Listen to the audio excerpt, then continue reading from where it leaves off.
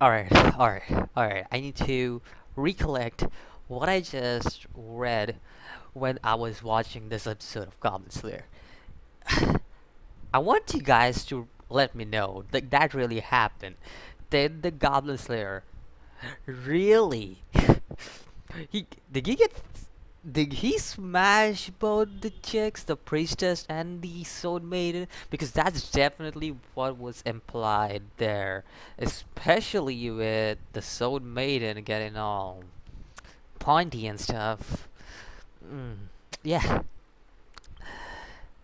I would like you guys to let me know about that because that whole scene, the first sequence, the first 5 minutes, I was all like that really happened? Because that clearly was implied there. Now, if that did not happen, then it's just me. But dude, it literally was implied. Like I can't do anything with that, but yet like whoa. But not gonna lie, the Soul Maiden actually. Oh, I think so. I'm gonna keep it as my wallpaper. I mean, what? Let's get into the episode though. What this episode showed us.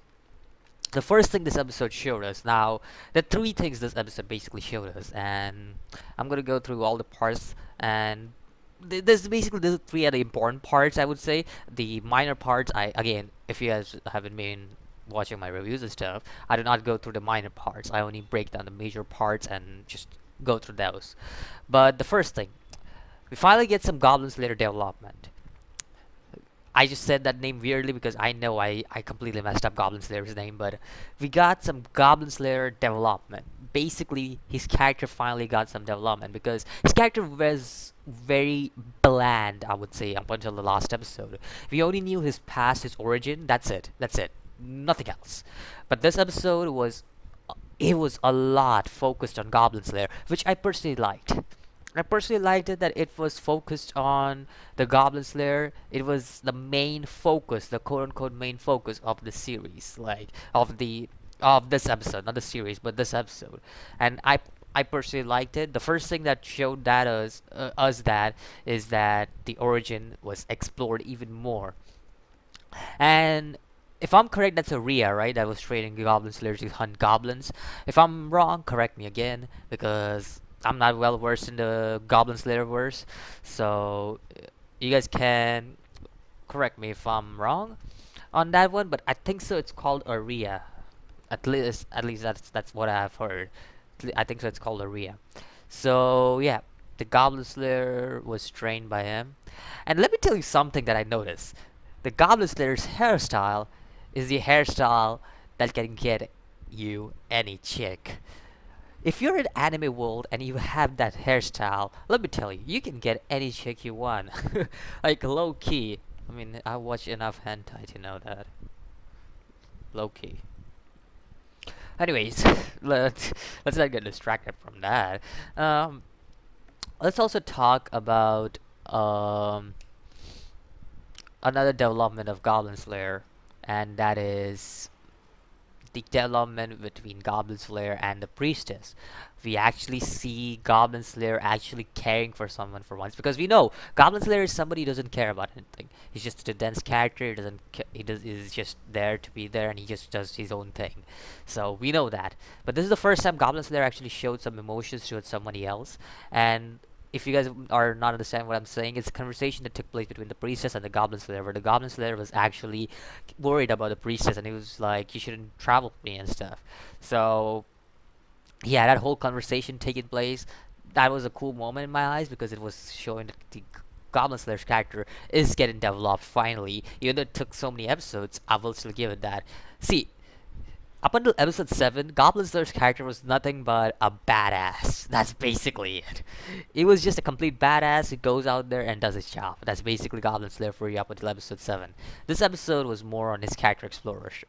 So if you guys were like, no action, actually there was action at the end, but I wouldn't call it that much of action because it was like, what, 3 to 4 minutes. That's about it. Like it wasn't much action filled in the final few minutes. That's basically because it basically I wouldn't even call it action. It's just a strategy, a normal strategy that one shot at this guy, at this eye basically.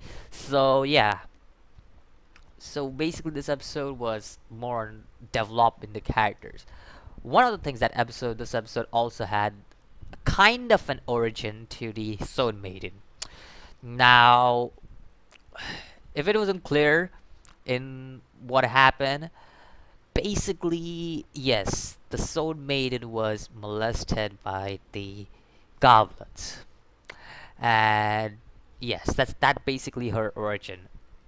It was something that was we already there was already hinted at the previous episode where the priestess was like those cards and everything, and yeah, she was also indicating that she has seen things, and yes, it would make sense that why the priestess is afraid of goblins. Not the priestess, but the sword maiden is of. I get confused because they both wear the same clothing, even though they both are not the same person. I don't know why. But yeah, it's basically if you know, and we already know that sword maiden is damn powerful. She's OP, okay?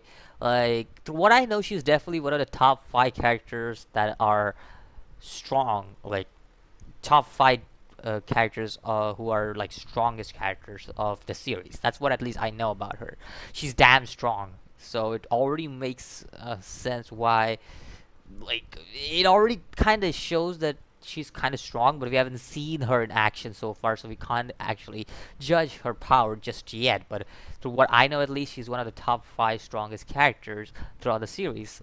So if I'm wrong, you can correct me, but that's what I've heard.